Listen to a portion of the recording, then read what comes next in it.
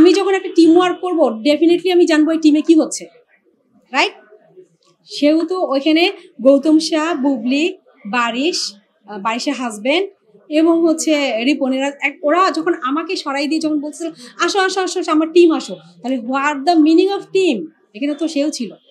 এবং সে যখন red dress পরে সবার সামনে আসে, সে তো হচ্ছে মধ্যমণি, ডেফিনেটলি বুবলি তো মধ্যমণি। আমি অপু দিদিকে অনেক রেসপেক্ট করি। দিদি থাকলে অবশ্যই বলতো রোজা আগে তুমি তোমার কাজ করো, দেন আমার কাজ। হ্যাঁ ভাইয়া, আমি 3টা স্টেপ নিব। প্রথম তো হচ্ছে আমাকে হিউমিলেট করা হয়েছে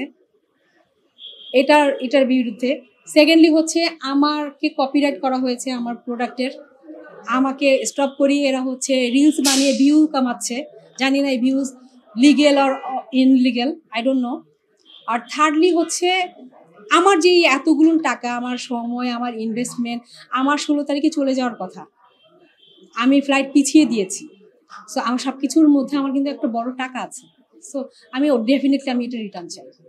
আমার এই 3টা কমপ্লেন আছে, এটা তো আমার উপরেই পড়েছে, কারণ আমি ভিকটিম। আমি হচ্ছে এটার মধ্যে অনেক সাফার করছি। আমি 3 রাত ঘুমাচ্ছি না, ইনফ্যাক্ট আমি গত রাতেও ঘুমাতে পারিনি, এখন পর্যন্ত আমাকে ডিজি লাগছে।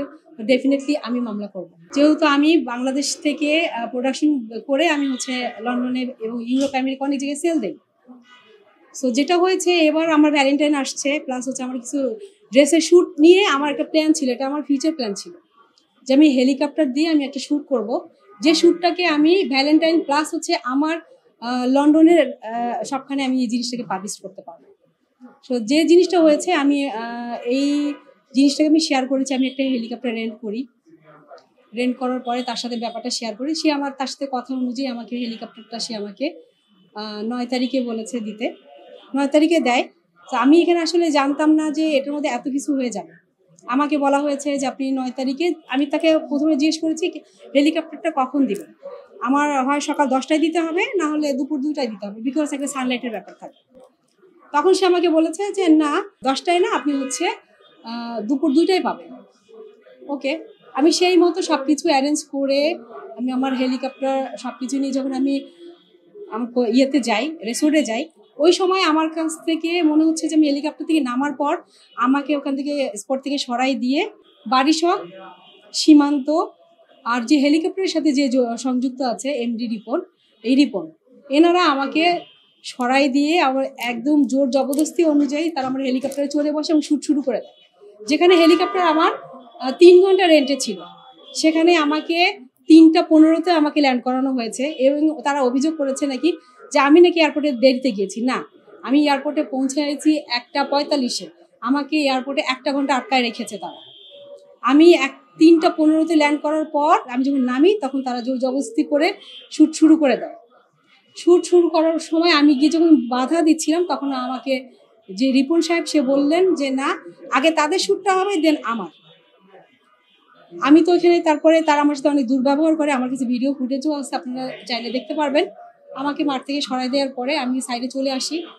আসার পরে তারা আমাকে মাত্র তাদের শ্যুট 1 ঘন্টা 1.5 ঘন্টা তারা শ্যুট করার পর আমাকে যখন তারা শ্যুটের টাইমটা দিয়ে দেয়, আমি 1.5 ঘন্টা শ্যুট করতে পারি নাই, কারণ আমার এতদিনের একটা প্ল্যান ছিল, আমার ইনভেস্টমেন্ট ছিল, আমার মডেল সিলেকশন ছিল, আমার সব কিছু 1.5 ঘন্টার মতো কোনো রকম প্যাক করে তারা হেলিকপ্টার নিয়ে 5টা কততে যেন তারা রিটার্ন করে যায়। সো এটাই ছিল মেইন ঘটনা।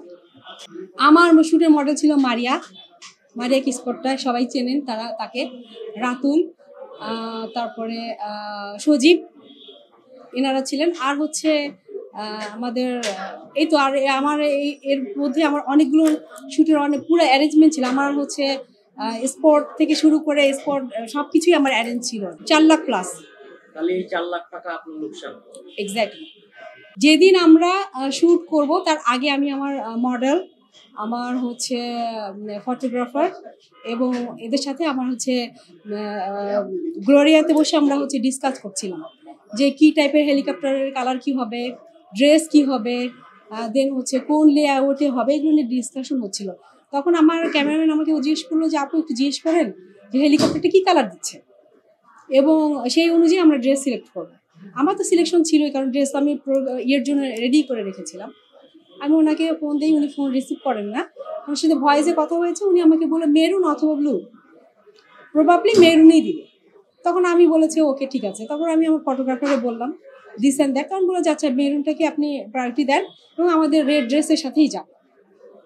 সো এই জিনিসগুলো আমি তাকে ওভার দ্য ফোনে তার সাথে আমার ডিসকাসিং হয় যে আমি এই টাইপের শ্যুট করতে চাচ্ছি, এটা আমার লন্ডন পারপাসেই যাচ্ছে। তো যেখানে হেলিকপ্টারের সাথে সংযুক্ত বারিশের হাজব্যান্ড এবং হেলিকপ্টারের যে রিপন, এরা বারিশ হচ্ছে হেলিকপ্টারের যে হেলিকপ্টারটাকে আমি রেন্ট করি এটার হচ্ছে সে ওখানকার ব্র্যান্ড অ্যাম্বাসেডর। তার হাজব্যান্ড হচ্ছে ওখানকার একজন, বলা চলে তারাই ওখানকার মালিক। আমি যখন একটা হেলিকপ্টার ভাড়া নিয়ে গেছি, আমার ওই সময় যে শ্যুটটা এটা তারা অবশ্যই জানে। এই প্ল্যানটা তারা আগে থেকেই জানতো যে আমার প্ল্যানটা কি হচ্ছে। এখন তো মনে হচ্ছে এটা তাদেরই হেলিকপ্টার। বারিশ হচ্ছে ওখানকার ব্র্যান্ড অ্যাম্বাসেডর। বারিশের হাজব্যান্ড মনে হয় ওখানকার এমডি অর সামথিং ডাইরেক্টর, এবং হচ্ছে রিপন তো ওখানকারও মেবি এমডি। দেখেন আমার আসলে পার্সোনাল কারোর সাথে কোনো নাই, জের নাই, কারণ আমি বাংলাদেশে থাকি না, খুব কম সময়ের জন্য থাকি, যাওয়া আসা করি। কিন্তু আমার কাছে মনে হয়েছিল যে বারিশ যদি আমাকে বলতো যে আমাকে এটা করতে দাও, আমি মনে ওকে কিছুটা সময় দিতাম, ঠিক আছে ও শ্যুটটা করুক। বাট সেটা ও আমার সাথে খুবই একটা খারাপ বিহেভ করছে, আমার টিমকে সরাই দিয়েছে। সো এটা আমি একটা সিনিয়র পার্সন হয়ে আমি একটা নিজের কাছে আমার কাছে মনে হয়েছে হিউমিলেট হয়েছি, আমি একটা জোর জবরদস্তি একটা দখলের মতো একটা মনে হয়েছে। সবকিছু মিলে আমি ভেবেছিলাম যে ছেড়ে দেবো, কিন্তু ওই দিনের পর আমাকে একজন আমাদের পরিচিতই সে আমাকে ফোন দিয়ে বলেছে আপু প্লিজ যা হয়েছে আমরা বসে জিনিসটাকে সর্ট আউট করি, বলে আমাকে একটা দিন নষ্ট করে কালকেই ওরা কি করেছে আমার থিমের যে ভ্যালেন্টাইনের যে থিমটা ছিল সেটাই তারা কালকে পাবলিশ করে দিয়েছে। সো এটা দেওয়ার পর তখন আমার মনে হলো যে না, আমার চুপ করে বসে থাকার কোনো মানে নেই, কারণ আমার এত ইনভেস্টমেন্ট, আমার এত টাকা, আমার সময় সবকিছু মিলিয়ে আমি যে কনসেপ্টটা করেছি এটা তো টোটালি একটা চুরি হয়ে গেল না। তার মানে কি আপনি বলতেছেন বারিশ চুরি করলো আপনার idea? I don't no, but কনসেপ্টটা তো চুরি হয়েছে।